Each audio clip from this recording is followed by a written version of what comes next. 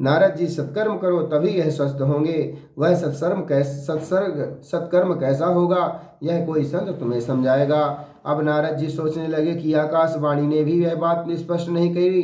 अरे, क्या तो कोई संत का नाम ही बता देती कि अमुक महात्मा के पास चले जाओ, तो मैं सीधा पहुंच जाता। या दवा का ठीक से नाम बता देते तो मैं उस दवा को ढूंढ लाता। सत्कर्म करो और कोई संत समझाएगा, दोनों बातें गोलमोल। मैं तो इतने उपनिषद और गीता के पाठ सुना रहा था, यह सत्कर्म नहीं था। यदि गृह सत्कर्म नहीं था तो सत्कर्म का स्वरूप कैसा होगा, कौन संत समझाएगा। चलो ढूंढते हैं, कोई ना कोई तो मिलेगा ही। नारद जी निकल पड़े और जो महात्मा मिलता है उसी को प्रणाम करके, महाराज जी बताइए सत्कर्म किसे कहते हैं।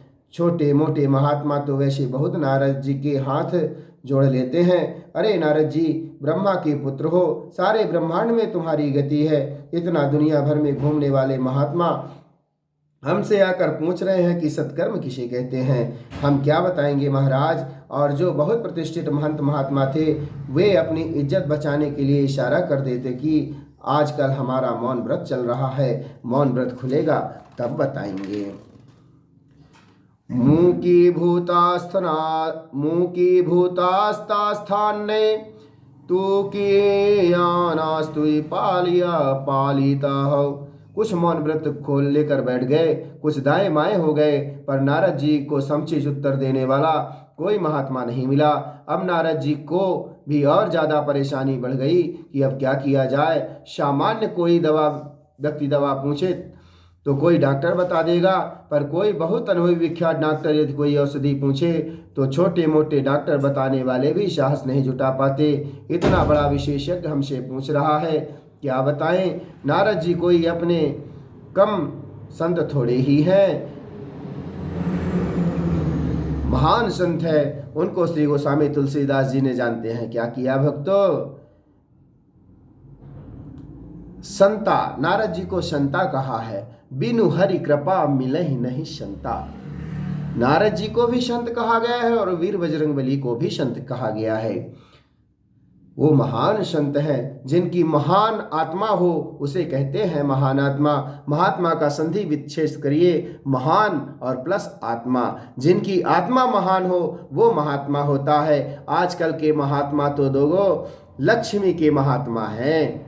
आपको इतना मानसिक टॉर्चर कर देंगे कि आप उनके सामने सर्वस्व अर्पण कर दोगे। आपका ये दास रिंकू भक्तों आज तक यही किया।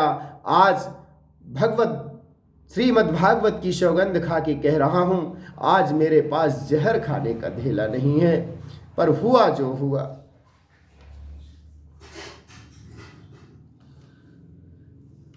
येषां भूम संग मात्रेण द्वारपालो हरे पुरः भूमो निपातितो साधो यत्कृपातः पुरम गतो।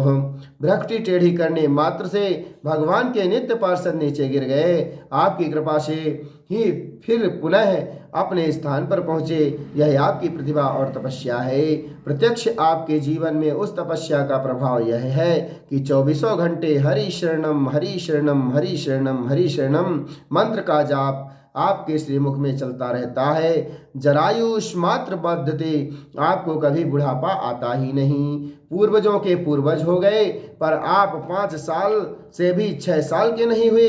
काल गति आपको प्रभावित नहीं कर पाती। इसलिए आप जैसे संत कहाँ होंगे। कृपया मुझे आप ही बतलाइए कि वह सत्कर्म कौन सा था जो आकाशवाणी ने मुझे बताया था। चारों भैया मुस्कुराए और बोले, नारद जी, मात्र इतनी सी छोटी सी बात को लेकर तुम इतने परेशान हो रहे हो। बिल्कुल चिंता त्याग दो, समाधान हमारे पास है। माम चिंता कुरु देवर से हर्ष चित्ते समावहा उपाया सागसो आध्यावत्र वर्तते पूर्वे वही। सनकादियों ने कहा कि जो सत्कर्म आकाशवाणी ने कहा था वह कोई और नहीं बल्कि श्रीमद्भागवतालापः सातु गीता सुकाधिभिः सुखदेव जी जैसे परमहंसों के श्री मुख से गाया हुआ वह मधुर गीत श्रीमद् भागवत महापुराण दिव्य महाऔषधि है, जिसके पान करते ही ज्ञान वैराग्य और वृद्धावस्था दूर हो जाएगी और नवयौवन संपन्न होकर अपनी मैया के साथ नाचेंगे। मोहि आई न जग से लाज, कितना जोर से नाची आज, कि घुंघरू टूट गए, कि घुंघरू टूट गए। भक्ति मैया प्रसन्न होकर वो बेबल नाचने लगी कि मोहि आई न जग से लाज, कि इतना जोर से नाची आज, कि घुंघरू टूट गए। हमारा वही जब नारद जी ने सनकादियों की बात पर विश्वास नहीं हुआ तो सनकादि जी कहते हैं, नारद जी वही दावा हमारा है, तुमने सारे वेद उपनिषद सुनाए, भगवत गीता सुनाई, परंतु हमको विश्वास दिलाते हैं कि सुखदेव जैसे परमहंसों का गाया हुआ यह जो भागवत का दिव्य मधुर गीत है, इसका श्रवण करने से ज्ञान और वैराग्य स्वस्थ हो जाएंगे, उनकी सारी बीमारी दूर हो जाएगी। नारद जी बोले, महाराज भागवत तो मैंने भी पढ़ा है, पर मेरे पिता ब्रह्मा जी ने मुझे भागवत का अध्ययन कराया था, इसलिए मैं जानता हूँ कि भागवत में जो भी व्याख्याएं हैं वह सभी वैदिक सूत्रों की ही व्याख्या है। वेद रूपी वृक्ष का तो फल श्रीमद् भागवत है। जब वेद उपनिषद सुनाने वालों को कुछ नहीं हुआ तो वेदों की व्याख्या करने वाले ग्रंथ श्रीमद् भागवत से भला क्या हो जाएगा। सनकादिक जी मुस्कुराते हुए बोले, नारद जी कोई आपका मीठा फल खाने वाला यह कहे कि वह फल जब इतना मधुर है तो वह वृक्ष भी कितना मधुर होगा, जिसको इसने इसको पैदा किया, और फल को त्याग कर कोई वृक्ष चबाने लग जाए तो क्या मधुर यार्स मिलेगा। स्वाद लेने के लिए फल का ही सेवन करना पड़ेगा, वृक्ष में स्वाद नहीं मिलेगा। दूध से घी निकाला जाता है, पर जो काम घी कर लेगा वह दूध नहीं कर सकता, क्योंकि दूध से भी तो ही घी निकलता है, पर दूध कुछ नहीं होने वाला। गन्ना का रस यही शक्कर बनता है, पर जो मिठाइयाँ शक्कर से बनती है गन्ने के रस में नहीं बन पाएंगी।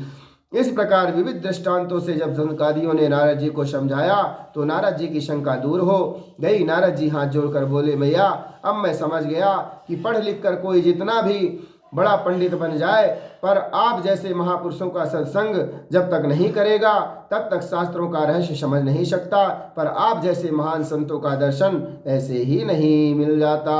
श्री मद गोस्वामी तुलसीदास जी कहते हैं, क्या कहते हैं, सठ सुध रही सत संगत पाई, पारस कुगत कुघात सुहाई।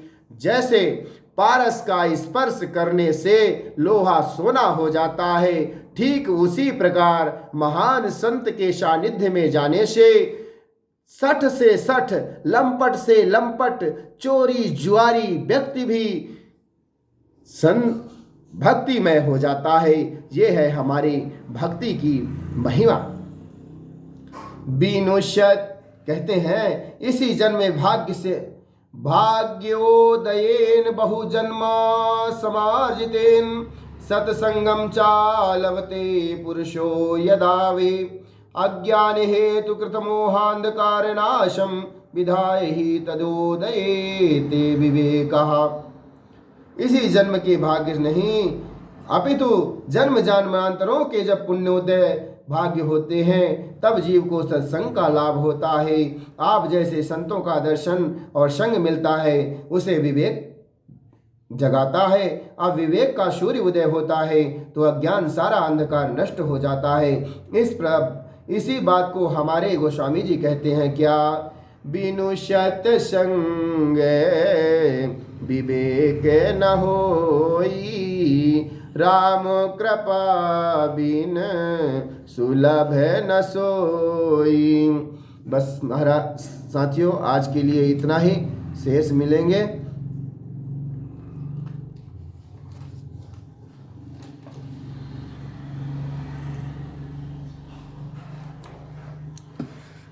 हरे राम राम